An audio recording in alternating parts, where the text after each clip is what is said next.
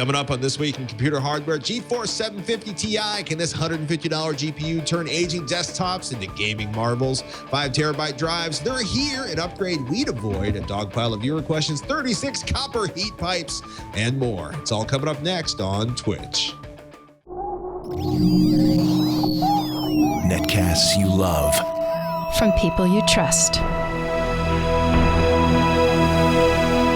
This is Twit. Bandwidth for Twitch is provided by CacheFly at CACHEFLY.com. This is Twitch, This Week in Computer Hardware, episode 255, recorded February 20th, 2014. Geforce 750 Ti for the win, people. This episode of This Week in Computer Hardware is brought to you by ScottyVest, technology-enabled clothing to carry all of your gadgets. Visit scottevest.com/twit now through February 24th to save 40% off 14 of their best sellers. That's scottevest.com/twit and use the code TWIT13 at checkout. Welcome to Twitch, This Week in Computer Hardware.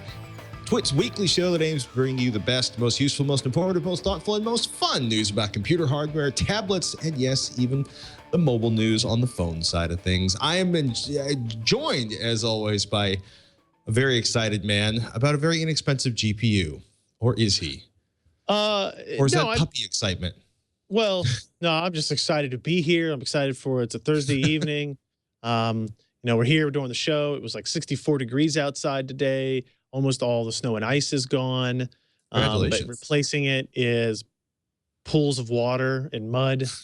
So we need a couple of days for that to go away, after it rains today. So, but things are good. They're positive. And then new hardware doesn't hurt.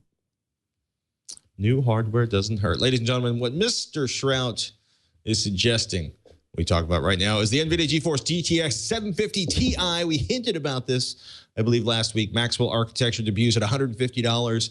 This is an inexpensive card. This is, well, I think actually the news is pretty good overall for the new architecture and for this new GPU, at least if you're in the under $200, more of the bargain side of things. Yeah. It's really interesting shift what NVIDIA has done here. So it's based on Maxwell, which is a completely new architecture for NVIDIA's GPUs.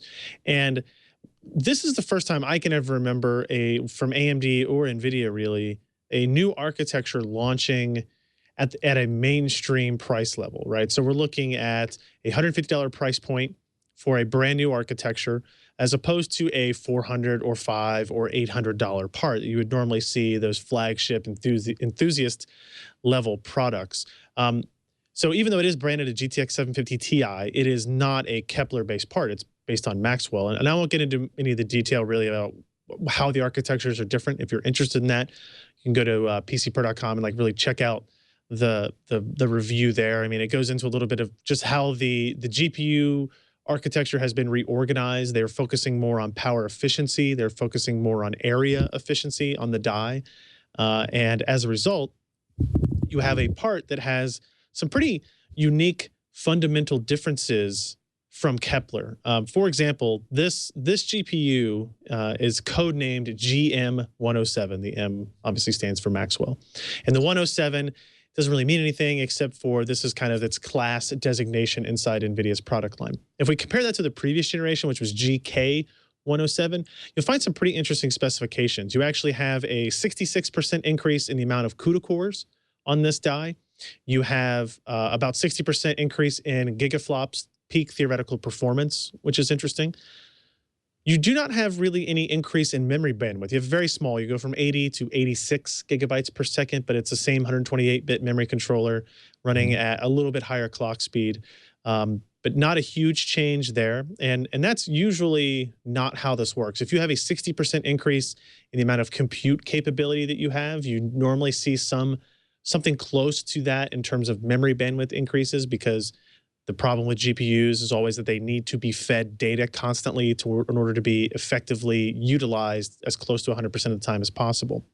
What NVIDIA did with this architecture instead is they, I don't know the name for it, but they basically took the L2 cache size that was in Kepler, multiplied it by 8 to come up with 2 megs of L2 cache on the new Maxwell GM107 part. Now, 2 megs of L2 cache doesn't sound like a lot if you're in the processor world, where you can see 8 megs and server processors will have 30 and 40 megs of L2 cache. But for a GPU, that's pretty unique and revolutionary for memory inclusion, really. Right. The die size increases, but what's interesting and why I think this part was released, why Maxwell was released as a mainstream SKU first, is because this is still built on the same 28 nanometer process that Kepler was based on. And I think if you talk with AMD and NVIDIA behind closed doors, they will all tell you, both of them will tell you that they had expected to have access to a lower process node by this time, and they don't have it. And as a result, plans are changing, things are moving, product lineups are very fluid. And I think what NVIDIA kind of decided was, well, we can use this architecture that we've been working on for a long time, and we can build it on 28 nanometer as long as the GPU die itself is relatively small. We can use this time to kind of perfect the architecture, find little tweaks and issues with it, and it's not going to be a terribly expensive thing if we happen to lose a couple of die here or there. So I think that's the reason why they released it as a mainstream part, because it's, when you first talk about a new architecture, you think of like, oh man, we're going to have new performance levels you've never seen before. You're going to have new, benchmarking records when you do SLI. And this card is not going to do that. It's $150. But what it does do is pretty cool if you look at really how it competes in the market. At $150, it competes kind of against the Radeon R7 260X and the R7 265. The R7 265 is, I think, what we talked about last week or the week before, but it's not actually out yet. It's not for sale yet. This card, the 750 Ti, is actually for sale. It does not have a 6-pin power connector either. So it runs completely off the power of the PCI Express bus itself, which is interesting. We'll talk about kind of a use case for that. The benchmarks themselves, if you look at the benchmarks on our review or any other review online, you'll really see a couple of interesting things. The 750 Ti does great compared to the R7 260X, and it does great compared to the 650 Ti, and it does fairly well against the GTX 650. But if you compare it to this, the AMD R7 265, it actually loses pretty handily in that result. And in theory, those parts are supposed to be priced at the same MSRP, $149. But as we have talked about many times on this show, the price of AMD GPUs will vary greatly depending on their use in mining rigs, right? And so we talked about with the R7 265 before that I had not a whole lot of confidence that the AMD part would actually be available for $150 when it goes on sale sometime in early March. And I would still say that is the case. I still don't believe that it will be there. But until it's for sale and either I'm proven correct or incorrect, it's really hard to make like a final judgment on the card. It's an interesting part though, because the overclocking capability on it is the software won't let us go to the maximum potential of this card. Like I think the overclocking software like MSI Afterburner, EVGA Precision X, the maximum slider you can move it across is 135 plus 135 megahertz on the core base clock. And you can just immediately drag it all the way across and hit apply because nobody has seen a card yet that hasn't been able to do that. And basically they need to adjust the software to allow that slider to move a little bit further on the GPU side. So we were seeing clock speeds in the 1300 megahertz range with this without a problem, really. And some pretty significant performance differences along with it. And if you look at it, how much headroom you have, and then you look at it on the power consumption side, this is a 60 watt TDP part. The 260X from AMD is a 115 watt TDP part.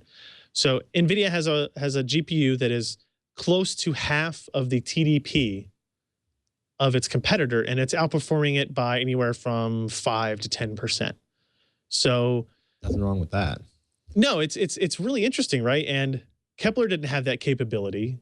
Kepler was a very power efficient part, but Maxwell, it's obvious at this point that NVIDIA has really focused on power efficiency.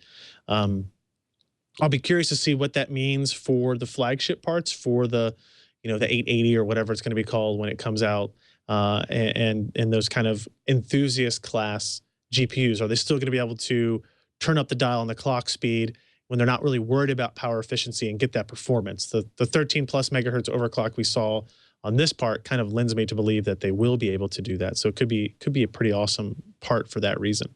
But yeah, I mean, it's a really good GPU. It's not a banner waving part. It's not a what do we call it, like a Halo part where it's going to be really super sexy and exciting, and people are going to be drawn to it. But there are tons of people that buy cards that have a budget of about $150, right, or $175, and it's really interesting to have this kind of option available for it. So it's neat. It's a good part. It's a surprisingly good part. Surprising it came out as Maxwell.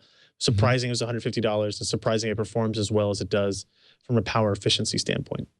Well, it's also nice simply because it forced, AMD to, and maybe not nice for AMD, but nice for consumers, and that it forced AMD to push prices down. Not that that's particularly reflected, or we expect it to be reflected in the marketplace. But you guys did a really interesting experiment. You took the 750 Ti and you asked the question: could it convert a standard OEM PC to a gaming PC? How did that turn out? Because you had a Gateway DX4885, an Asus M11BB, and a Lenovo's a hard word to say with braces, Lenovo H520. So basically, you went out, you bought these locally. Are these like $500 or $700 PCs, or what were you looking at? Gateway was $570, the Asus was $440, and the Lenovo was $340. The Lenovo processor is a Pentium G2030, which is a part I had to look it up on the internet to find out what it was. With a whopping 4 gigabytes of RAM. So there's a reason Lenovo is so cheap. The Asus is a Radeon, or excuse me, a A10 6700. The Gateway is a Core i5 4400. So basically, like all onboard graphics, Intel HD graphics on the Pentium G2030. I'm a feeling the Lenovo is going to show the most benefit from the board upgrade. It's it was interesting because when I went to Best Buy and I was like, the first funny part was I was like, I want to buy a computer, and they were like, well, let me show you the all-in-ones, and I said, no, I want to buy a tower desktop computer, and I said I want like a range of it. They were very confused why I would want to buy 3 computers at a time, but regardless, right? Did they try to talk you out of them? Wouldn't you like a laptop and an all-in-one and a desktop, or perhaps with that Lenovo system? They definitely were like, you probably don't want to buy this computer. I was like, nope, I do. It's the cheapest one you got, and that's kind of my target here. It had 4 gigs of memory, and it was a single DIMM, right? So it wasn't even taking advantage of dual channel memory on it. It also had a 250 watt power supply, right? Which is the idea behind the experiment was, can we go buy these machines and emulate what somebody might already have, or what somebody's family might already have, sitting in their den or office or something like that, and do anything with it. And it was a really fun, kind of surprising thing to look at, right? So we took that same 750 Ti, this card right here, right? And the benefit of this card is that it doesn't have that power connector, right? So you don't have to have a 6-pin power connector. None of the 3 systems that we bought actually had a PCI Express power connector in it. And actually, one of them had 0 extra power connectors at all. The other 2 had one 4-pin Molex connector. Go ahead. I was going to say, because these systems are built to minimize cost. There is not an extra there is not an extra inch of copper wiring inside these machines. There is not an extra switch. There is not an extra piece of anything that they can eliminate, so they can hit these price points and extract as much profit out of the box as possible. It's very obvious when you look inside the machines, right? That's the case. They all had an open PCI Express by 16 slot. Right. And some of them actually had a few PCI Express slots, like by 1. I don't know what else that would be used for, but the upgrade process was basically, what we did was I installed Steam. I played some games on it with the integrated graphics, and then I installed the 750 Ti, installed the latest driver, played those same games at those same image quality settings to see what the increases were. And like the differences were really astounding. And it wasn't just on the Gateway system, the higher end system that had a Haswell processor. It was also on the Lenovo system that had that Intel Pentium dual core 2-thread machine with a 250 watt power supply. I mean, for example, BioShock Infinite on that gateway machine jumps from 17 frames a second to 110 frames per second average, right? Like that's huge increases, and that's on the low preset. You know, if you look at something like, you know, even something like Skyrim, that you would kind of expect to have a little bit more flexibility, right? You're talking about 1920 by 1080 at medium preset from 14 frames a second to 124 frames per second. Huge jumps. And then if you know, the Asus has really interesting results, you can see those. And then the Lenovo system, like Crysis 3 in the Lenovo system averaged 4.9 frames per second at the lowest quality settings. With the GTX 750 Ti installed, we got 46.7. So you go from basically nothing to a very playable gaming experience at 1080p. So that literally makes this a $500 gaming machine, depending on what the sales tax is where you buy it. $340 box, $150 graphics card. Not to take anything away from Lenovo, I would much rather you had, you know, dual channel memory and had at least 8 gigabytes. I think Windows and OS 10 tend to suck wind at below 8 gigabytes. But oh my goodness, the performance differences are pretty spectacular. Yeah, and it's, you know, the concern is you're using these power supplies. One was a 250, one was a 300, one was a 350. But you also don't know about the quality of the power supply, right? So you want to use as little power as possible because you don't know where the breaking point of these types of power supplies might be. And so having a part with a TDP of 60 watts that doesn't require external power just gives you a little bit more confidence that something like that is going to work. AMD has a solution that will do that. The R7 250, I think, is the fastest card they have that doesn't require power, but it's much slower in terms of gaming power than the 750 Ti. You know, the Lenovo H520 power consumption with the 750 Ti was only drawing about 102 watts at the wall. So you still got some room there. You still got some room to play with for sure. And then if you go down just a little bit more, you'll see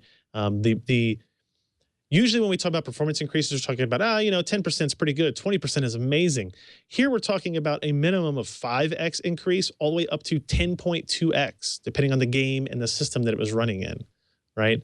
So 10.2 times performance in BioShock Infinite, going from the integrated graphics on the Lenovo PC to the discrete, you know, GTX 750 Ti installed. And it's really cool. And like some of these systems, you're saying, well, you don't need to run at 130 frames per second, right? In Skyrim, right? So great. So now you can actually turn it from like a low preset to a high or an ultra preset, right? And actually improve the visual experience of what you're looking at pretty dramatically in some of these games, right? So it was an interesting experiment that was kind of, you know, NVIDIA said, hey, this is what we're building this card for. And I was like, you know what?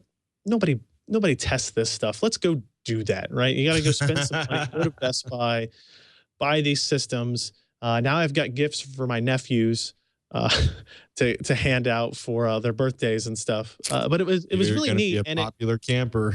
Exactly.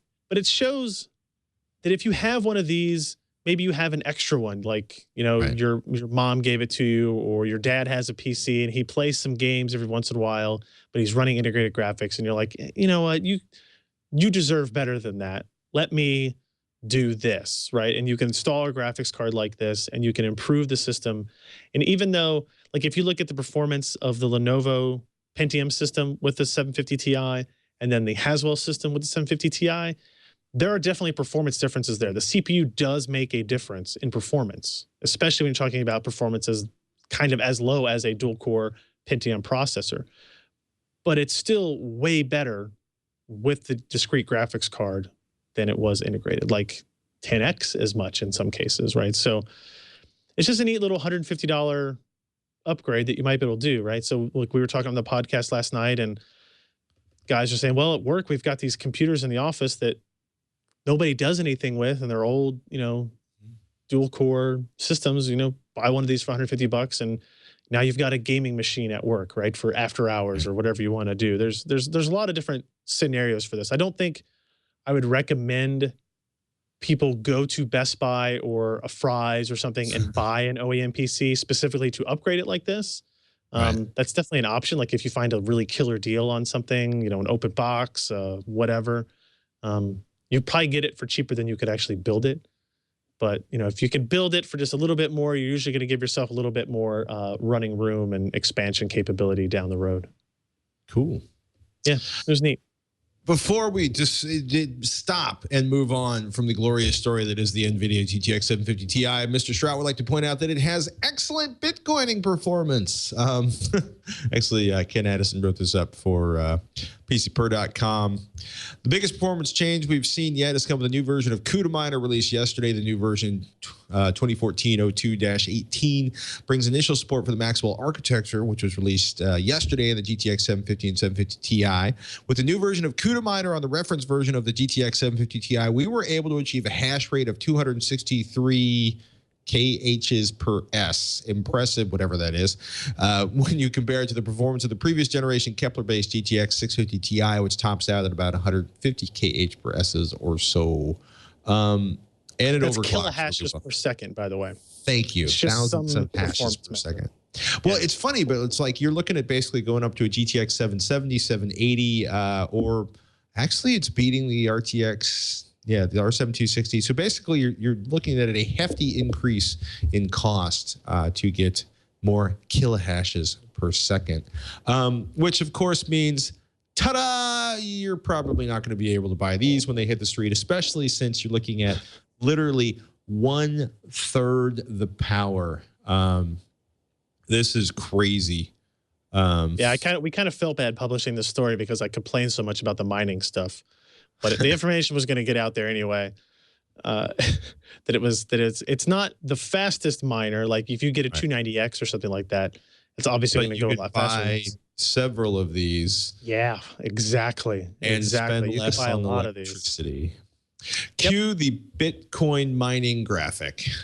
Ladies and gentlemen, want to know how GPUs are used to mine Bitcoins? Show the graphic. Show the picture. Come on, you can do it. Do it. Are we gonna show the mining picture? Oh, There's i.imager.com/rpltygf.gif. Yes, got it. Hang on, wait for brace it. yourselves, people. I have to perfect this. Hang on. Here comes the cute. This has to be. I have to zoom in, ultra zoom. Yep. And enhance. Oh, this still doesn't look the greatest, but there you go. Zoom and enhance.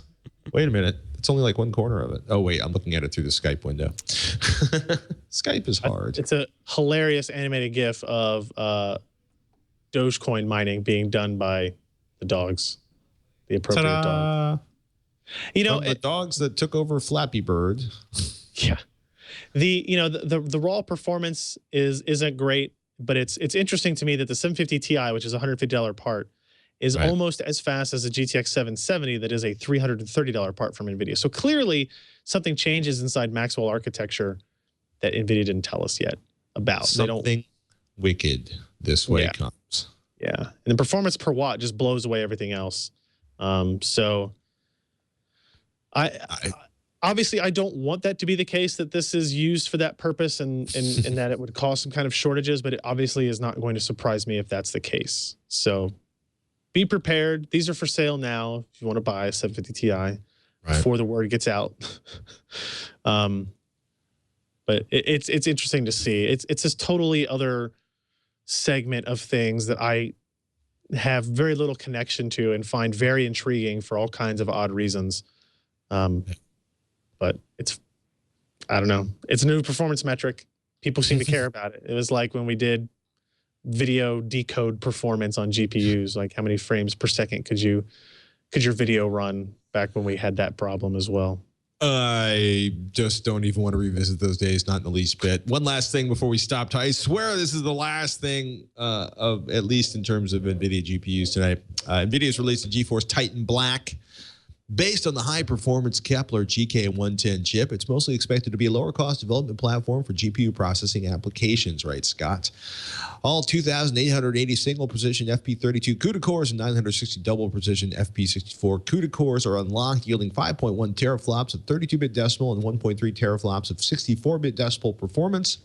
The chip contains 1,536 kilobytes of L2 cache, will be paired with 6 gigabytes of video memory on the board. Quote, the ultimate weapon for the gamer who demands the best. A massive 6 gigabyte frame buffer, exceptional CUDA development platform. It's going to be a nice car. It's going to be $1,000. You don't need it, but if you want it and you've got a 4K screen or you're pumping out to multiple 1080p screens, have at it, kids, because this is going to be a whole lot of performance in a very quiet package. Yeah. I mean, it's essentially the same GPU as the 780 Ti. So unless you really, really think you need 6 gigs of frame buffer, you can save $350 and get a 780 Ti, which is what I would tell people to do. As well, you should spend that kind of money. Yeah. Ladies and gentlemen, not only am I incapable of operating a microphone properly, I can rarely dress myself. You've seen me on the show, and you know that to be true. However, I'm going to ask you, as someone who does wear clothes on a regular basis, how many pieces of clothing do you own that are actually engineered? Not just designed, but engineered. I am wearing a t-shirt from Scotty Vest, and it's really simple. It's about pockets. Scotty Vest clothing is engineered with tons of pockets to make carrying and using your gadgets easy, comfortable, and discreet. If you've ever seen somebody with a whole bunch of stuff hanging off their belt, banging against tables, or if you've thought to yourself, I got too much crap and it's in my pockets and it's rattling and I hate that sound, you should get turned on to Scotty Vest. It's kind of crazy. You can wire a battery pack from one pocket to another to keep your electronics charged all day without getting tangled. I hear from the Google Glass types that it could be a lifesaver if you're living the Google Glass lifestyle. Not that Ryan and I know a lot about that. You're currently wearing, I believe, the vest right now. I'm wearing the Fleece 7 jacket right now. I actually had to turn the air conditioning on in my office today, like not a joke. We went from zeros to I have to turn the air conditioning on because it hit 60s here today. I'm wearing the Fleece 7 that has like 30 something pockets in it, and it's really hard to show because of the angle of what we're looking at here. But like they have iPad pockets, they have I like this pocket down here at the bottom that is actually it's clear. You can put your phone in there and you can actually use it, interface with it without taking it out of your pocket. They have like a passport pocket. They have ways to run the headphones behind the collar of the jacket, and it. Other than the fact that they sent me a red one, which is the antithesis of the color of the sporting teams that I usually associate with. It's like super warm. It's nice. It's high quality. It's got a James Dean vibe to it, man. And Rebel Without a Cause. I appreciate that. Thank you. I'm wearing the Scotty Vest. You crack me up, dude. I'm wearing the Scotty Vest Performance T-shirt along with the quarter zip pullover shirt. I have a bunch of these. It's a really simple. The quarter zip is long sleeved, has a zipper right here so you can ventilate if you get hot easily like I do. The T-shirt is a standard T-shirt.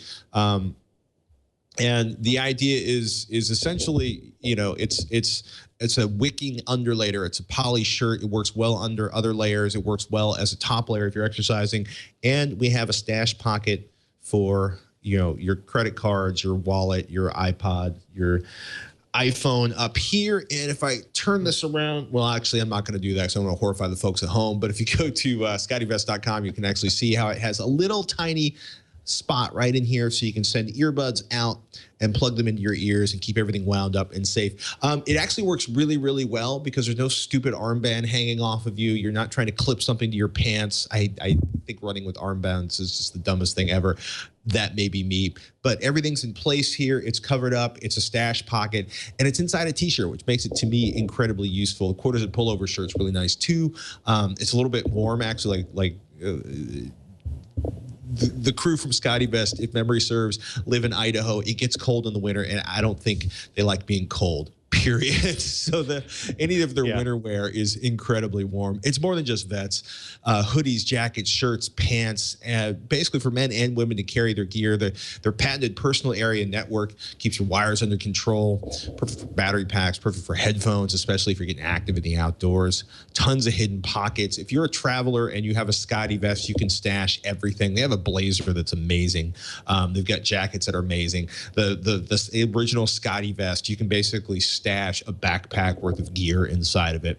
They have It's pretty crazy. A pickpocket guarantee, and they will reimburse you up to $1,000 if you're pickpocketed while wearing your Scotty vest. There's over 10 million pockets sold and counting, and it is their 13th anniversary. So Scotty Vest is running a 40% off sale for 14 of their best-selling items now through February 24th. Sale items includes the men and women's trenches, Scotty Vest new puffer jackets, Fleece 7.0, cardigans, bamboo polos, which are really nice. They have I'm going to use a fabric term here. It's very soft hand. It feels very, very nice, the bamboo polos. Performance t-shirts, convertible travel pants, which can quickly change from full-length pants to shorts. So we're going to ask you to support the show. Visit ScottyVest.com/twit to check out the great Scotty Vest products you can buy for 40% off during this sale. And be sure to use the promo code TWIT13 at checkout. That's TWIT13 for Scotty Vest's 13th anniversary. But you only have until 9 p.m. Mountain Time on February 24th to take advantage of this incredible sale. So order early, and don't forget, ScottyVest.com/twit. TWIT13 at the checkout. And if you are listening or watching to this podcast late and you missed the sale, be sure to check them out anyway and use the code. Scott Jordan from Scotty Vest said he would put up other great deals just for the Twit Army, that they feature different sale items daily for 20% off. That's ScottEvest.com/twit. Use the code TWIT13 at checkout. And we want to thank Scotty Vest for the support of Twit and Twitch. So I love any item. I love the fact that it came with a pocket map for this jacket, where you kind of had to, I had to study it, right? There were so many zippers and little pockets and stuff. It's like I was confused at first, but now this thing has an elastic band inside one of the pockets to hold a water bottle upright. How do you think about that tablet in the back of I had the tablet in the back of one of their jackets at one point. The performance fabric, by the way, is Huntsman High IQ. It's 100% polyester. It's moisture wicking. It's breathable. If you're familiar with sporting undergarments, it is nice, and the cuts are really good. Lots of motion, very, very comfortable, which I like. Cool. So thank you, Scotty Vest. ScottyVest.com/twit. Twit13. Save money, get cool clothes, look awesome, carry your gear. Toshiba goes to 5 terabytes with enterprise hard drives. Also this week, LaCie ships the industry's first 5 terabyte external hard drive. It's 5 terabytes seems to be the thing this month. In LaCie's case, you're going to need Thunderbolt to interface with it, which, as Jeremy noted up on PC Per, since transferring 5 terabytes over USB 2.0 is not the most enjoyable experience. And they also have a 5-bay model called the 5 Big that'll give you 25 terabytes of external storage over Thunderbolt, which is pretty freaking badass. I don't even want to think about what the cost of 25 terabytes of storage inside a LaCie container is going to be, but I guarantee you it will be bordering on heart-stopping. Toshiba's drives are 5 terabyte, 3.5-inch hard disk drives. And where did the price go on that one? I don't remember seeing a price on the 5 terabyte or on the LaCie. Yeah, basically they announced the next generation high capacity enterprise hard disk drive. I just don't think they've actually shipped it yet. Yeah.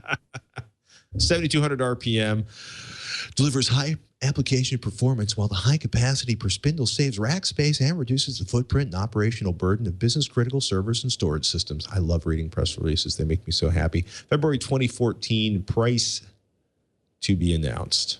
SAS or SATA interface. Wow, man. I want a 5 terabyte hard drive, and I don't even want to think about what those are going to cost.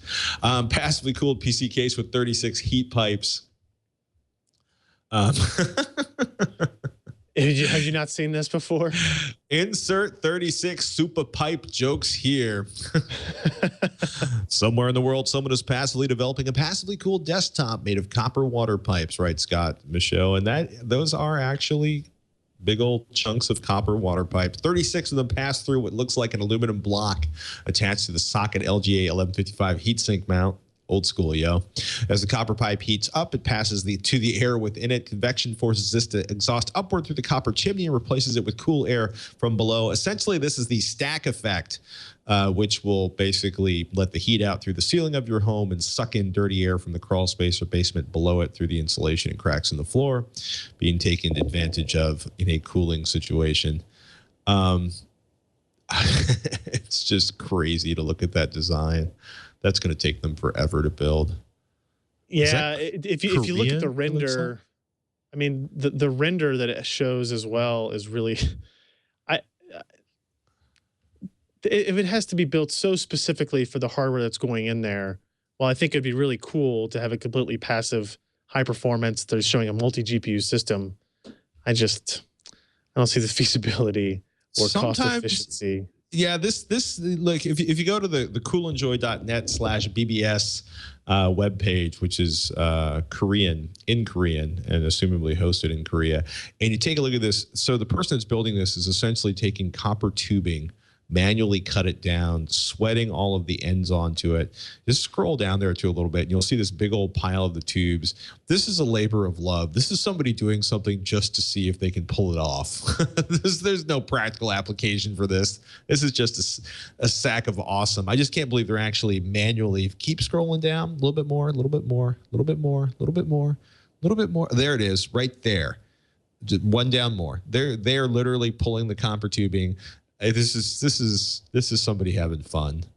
I think it's crazy. I hope it works because they're going to be so bummed out if it doesn't. Yeah, you would hope that they've done some preliminary testing before continuing on, right? That's just a lot of copper pipe right there. I don't know. I fully endorse.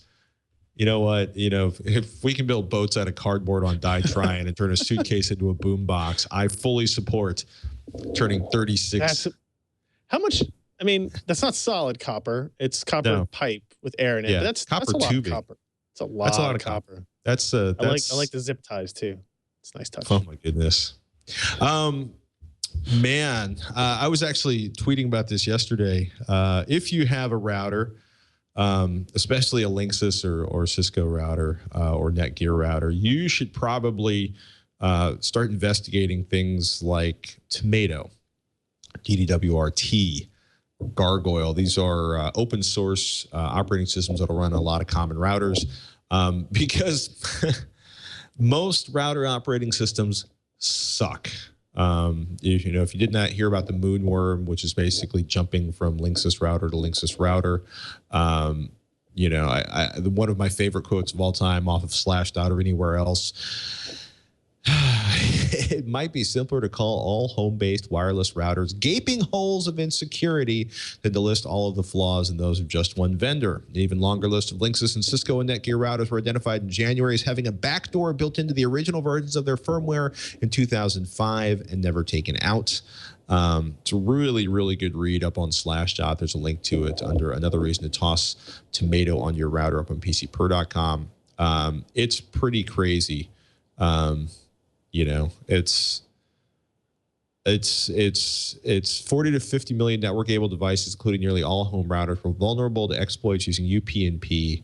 Is there any way to fix this target-rich environment? And the smart-ass comment below this this quote on Slashdot is, if only there were an easily upgradable open source router operating system to which vendors could add support for their hardware, leaving long-term maintenance to a larger community. And that's the biggest problem. It's like OpenWRT is basically the foundation of a lot of these aftermarket router systems.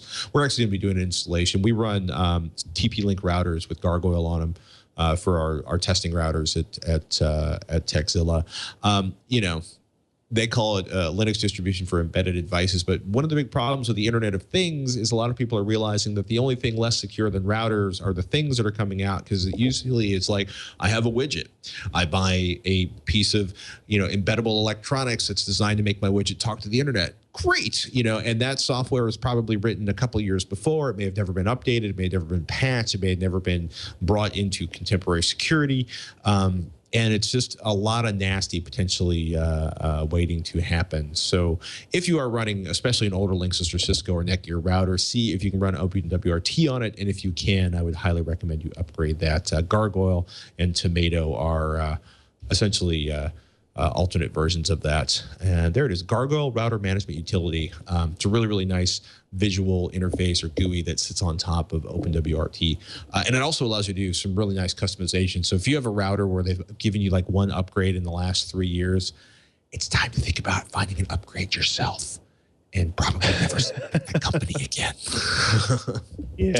Yeah. It's I'm a it's little you know cranky it's nice to at that. know that preemptively putting these types of firmwares on there has saved me potential headaches. Maybe. Maybe. Hey, and who knows? Maybe nothing would have happened. Maybe a GRU would have eaten your face. But I'm always erring to the side of not making it easier for a GRU to eat my face. I Which agree. brings us to AMD Gaming Evolved app gets redeemable prizes. What? What are you talking about? It's a very good question. So AMD is partnered with a company called Raptor, RAPTR, no O there, because that's what makes it cool, to make an application that has a lot of the same features as the NVIDIA Geforce experience, right? So Geforce experience has, driver updates integrated. It has the ability to stream games integrated. It has recording integrated. It has automatic best playable settings or best quality settings for your hardware kind of integrated. And the Gaming Evolved app rather, does a lot of that, and it has a little bit more involved. It kind of has a social network integrated. It has your capability to have friends lists, join friends games, do a lot of kind of social interaction with it. And what's interesting is the way that this application attempts to get best playable settings for any combination of hardware is while NVIDIA does a bunch of testing, like they have a giant warehouse full of hardware and automation scripts that they do that they use up in Moscow, I think, that kind of runs all this, and they generate all those numbers themselves. AMD and Raptor kind of go the way of crowdsourcing all the information. So you can enable the capability for this software to monitor what your frame rate is, what game settings you are using in each game, and it kind of sends that data back, and it includes it in its algorithm of, well, what settings should people be using if they're using this GPU with this CPU, with this amount of memory, et cetera. And they've basically set up kind of like a rewards program so that you can earn points if you are submitting your data back into their system. You can earn points if you are sharing your actions over social media. You can earn points if you are streaming to Twitch through their application. You can earn points for a lot of different activities, auto-optimizing your games, keeping your drivers up to date.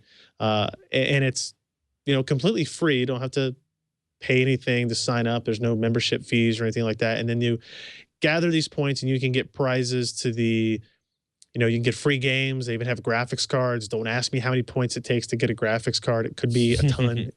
But, if you can build up some points from playing games for doing nothing, that you were going to do anyway, and then maybe you get a free game out of it somewhere along the way. There's nothing wrong with that, and it's a free program to download and try. You don't have to pay for that either. So it's an interesting little application that I honestly haven't spent enough time with to really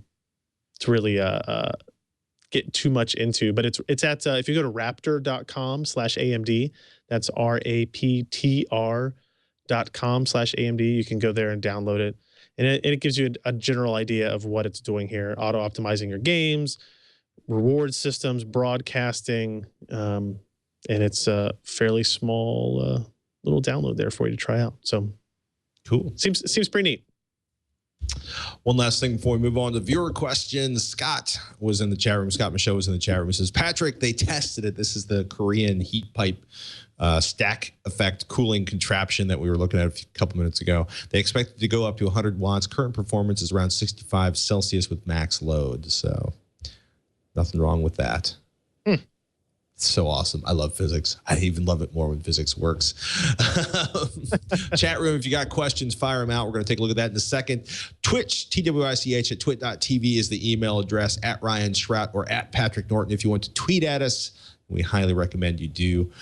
Tinker Toy Tech, is it worth upgrading from a 2600K to a 3770K? And my gut reaction is yes. That said, what's the actual performance difference going to be on those two, Ryan?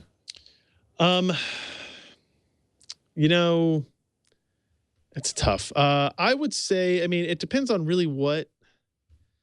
Oh, hey, no, it's a to Core do? i7 2600K. I apologize. That actually makes a lot less. 2600K is the Core i7 2600K. That was the first Sandy Bridge part. Yeah. I believe. And Right. suddenly my reaction is no. So the 37s, yeah. So the 3770K is Ivy Bridge. The 4770K would be Haswell. So he's asking to go from Sandy Bridge to Ivy Bridge. I would say probably not. The 2600K is still going to be plenty fine for most of the things that you're doing. Now, if you jumped up to the 4770K, you're going to get even more benefit there. But even then, unless you told me that you were doing some very CPU intensive workloads on a fairly normal basis, I would probably say, if you're gaming, again, look at the story we told about, a dual core Pentium G 2030 able to not be the best gaming machine, but to be a gaming machine. Should give you a little bit of an idea there. I would say it's not worth it to go. It's definitely not worth it to go from 2600K to a 3770K, because not only do you change the processor at that point, you got to change motherboards too. Right. So I think you do. I'm pretty sure you do. We could be It's wrong. been a long time. Dudes Fried says, Ryan Trout, anything new on Broadwell? I'm reaching here. I know. Nope. Interesting. The only thing that that I'd say I've heard about it in the last couple of weeks is that there was recently a roadmap that came out that listed things like Haswell E and Ivy Bridge EX. I'm trying to figure out what it said, but it had desktop parts on it. It had high-end enthusiast parts on it. It had server parts on it. It did not have Broadwell listed through 2014.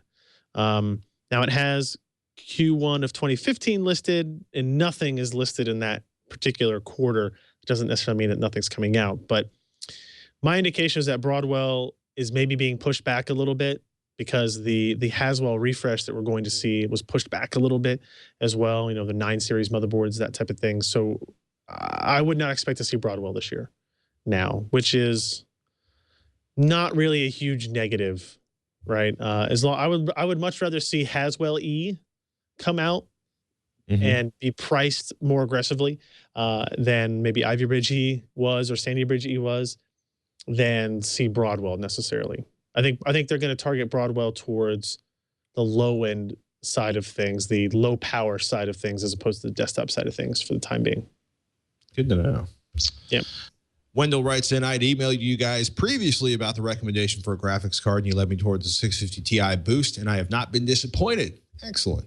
I'm now in the market to upgrade my aging Core 2 Duo to a more modern system. I know this means upgrading the motherboard, processor, and memory. Similar to last time, I'm on a budget and would like to keep this in the $300 to $500 range. I'm thinking of going with a Core i5. I have my eye on a deal like this from Newegg. Is this a decent option, or are there different hardware that you would recommend? I will not be looking to overclock, and I'm not too worried about being bleeding edge. If I went with something like the linked package and 2 4GB memory DIMMs, I could keep my price right around $300. Thank you, as always, for the advice, Wendell. Wendell, I am not allergic to bargains. Unfortunately, the MSI's Z77H G45 Thunderbolt LGA 1155 Intel Z77 AC SATA USB 3.0 ATX Intel motherboard with UEFI BIOS is out of stock. That said, and it's a mouthful to say, I think you're doing just fine. I would kind of want to put you on a slightly newer socket than the 1155. That may be ridiculous. Yeah, that's Ivy Bridge. So, I would go, I'm searching here on Newegg to see, they have the Z87 G45 motherboard. I don't think it has Thunderbolt. It does not. Yeah, Where Thunderbolt's is the Z87? awesome. Yeah, you don't need it. It's dying. But Thunderbolt is awesome. Maybe. Yeah. No, I think that does have it. MSI Z87 G45. Right. Unless I am going crazy. I don't see that on there. I think it lies to me. Yeah. Yeah, that Z77 board would have been a good deal, good price. You would have had to use obviously a Ivy Bridge part. But which isn't that bad. It just means it's going to be that much harder to upgrade the CPU in 3 or 4 years if you want to. But in 3 or 4 years, you're going to want to get a new memory, a new motherboard, CPU, and memory anyway. I mean, that Core 2 Duo is pretty old. It is pretty old. And I don't think it's any issue to upgrade your motherboard, processor and memory for 500 bucks. 300 bucks would be tough. 500 bucks should be doable. You spend, let's say, $200 on your processor. You can get like a 4670, I think you can get that for. And then, find a reasonably priced motherboard in the $150 range. And then you got $100 to $150 to spend on 16 gigs of memory or something like that. Yeah. 4670 will be $219.99 if you get the non-K SKU, and $239.99 if you get the K SKU. If you live near a Micro Center, go buy your processor at Micro Center, though. Why's I don't that? know how they do it, but the 4670K there, if you pick it up in store, they don't do shipping. If you pick it up in store, is $179. Wow. That's pretty which awesome. is, like $60 less than the competition, $70 less than the competition. So if you live near one, in-store pickup only, always buy your processors at Micro Center. They're a great deal. I don't know how they do it, but good for them. Well, and keep an eye open. It's funny. We do not recommend, don't buy a part here and a part there and a part here and a part there, because by the time in 6 months when you've bought all your parts, you'll realize that the parts you bought on sale 6 months ago are now selling new for less money, or there's a new part out that'll cost the same amount and give you even more performance. So that can be incredibly frustrating. Save your money up front first and buy everything all at once. But keep an eye open, because sometimes there'll be bare bones kits or motherboard CPU bundles, or it's funny. It's like there's SSD CPU bundles showing up on Newegg. Feel free to shop around and look for bargains. If you've got some time to kind of hold things out and wait for a good deal. But I also will say, the best thing about waiting years between upgrading PCs is by the time you upgrade your PC, as somebody who ran $500 PCs for 4 or 5 years, by the time you go to a new CPU and motherboard, your eyes are going to bleed. It's just going to be a completely different operating system experience, which is pretty freaking awesome. Jose writes in, Dear Patrick and Ryan, I'm looking for a video card that can feed 3 monitors. I want to run 2 monitors on my workstation, extending the Windows desktop, and the third, my HD TV, would just mirror one of the 2 monitors. I don't do any hardcore gaming, but I do some video editing, processing, and playback. Checking the PC per HD leaderboard, I see the EVGA GeForce GTX 770 dual on the high-end system. Will that fit the bill? Any other suggestions? Thanks, Jose.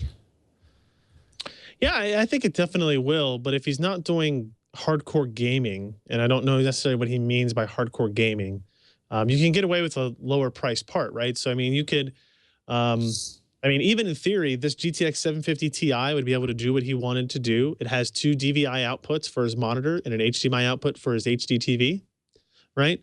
That's $150. But if you want to maybe have some more gaming capability down the road, should you decide you want to play something else, you could go down to the GTX 760, for example. It has, those come with 2 DVI ports, an HDMI, and a display port. Most of them do. So you'll have the correct video outputs all ready for you to go. And there are a lot of AMD options that'll have the same, almost any graphics card today, like kind of gaming-based graphics card, is going to have support for 3 monitors. Just make sure, if you can, get one that will have 2 DVIs and an HDMI. It just makes it easier. So if you get the R9 series parts, that should be fine. If you get the GTX 700 or even the 600 series parts, that should be fine. It all depends on what he means by the hardcore gaming part of it, right? If he does do gaming, but he doesn't do it every day or something like that, but he still wants to have performance, the 770 is going to be a great card for that. But if he was looking to save some money, you can go lower than that. You can get GTX 660, you can get 760, 750 Ti if you want to go down that low as well. Cool. Abdul writes in, Hey, Patrick and Ryan, in past episodes, Ryan talked about how the GPU mining phenomenon causes the Radeon cards to go up in price. One thing you guys did not mention is the resale value of cards with decent hashing capability. In my case, I was able to sell my HD 7850 for $220 US on eBay International. I was also able to buy a Geforce R9 290 in Malaysia for 1,630 ringgit, or $495 US.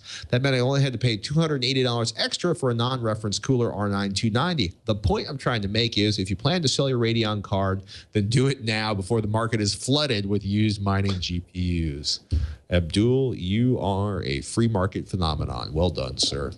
And something to think about, actually, for a couple of the older cards I have sitting around my desk. Got an email, although they'll be useless for bit pointing because they're 5 years old. One last one before we go. Nick says, I recently got a new job that's requiring a lot of travel.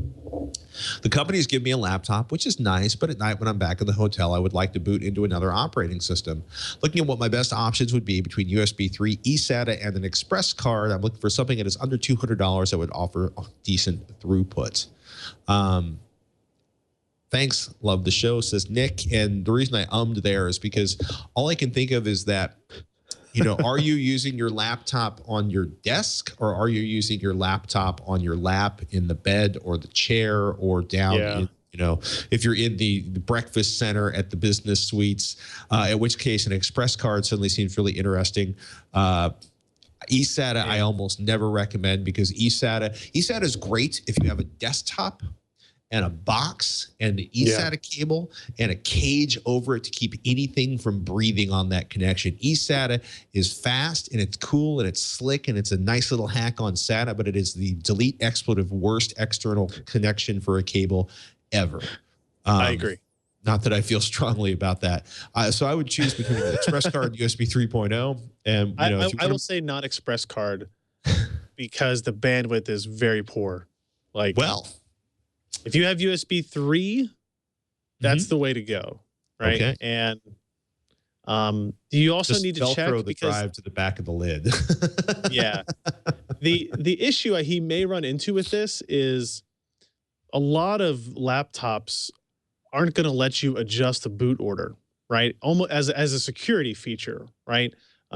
They may not let you just boot off of the USB drive in the way that you're thinking you could with a desktop. Some of them you'll probably be able to, some of them you won't be able to. And I'm honestly not sure. I can't remember. Somebody in the chat room let me know. Can you install Windows 8 to a USB drive? I think it won't let you, right? Because it knows that it's a removable media, and it's for some reason Windows has this crazy idea that the idea that your entire hard drive could just be pulled out in the middle of it running is probably bad. But yeah, people in the chat room were saying it must be a fixed disk, and I had to enunciate that word very clearly. So I don't.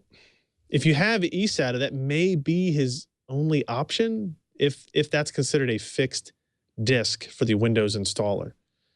Otherwise, you're into, do you want to repartition your hard drive? Chances are your work is not going to appreciate that. If your hard drive is easily accessible, maybe there's just one screw that you have to worry about. You might think about just swapping out the drive. Like on my X230, for example, the drive, there's one tiny little screw, and then the hard drive pulls out. You can put another one in and restart the machine, and you're off and running. That would probably be my favorite option in terms of security, in terms of like reliability of it working all of the time. You kind of have to have a screwdriver with you all the time, a little screwdriver. I guess you could get one on your keychain or something. Yeah, I'm pretty sure somebody's saying that you can with something called Windows to Go in Windows 7. I don't know if that exists in Windows 8, maybe. So that might be something to look into, something called Windows to Go. I've never tried it out. But I don't like the idea of having, I guess if there's nothing crucial on there. No, there's Chimera in the chat saying Windows 8.1 Enterprise supports Windows to Go.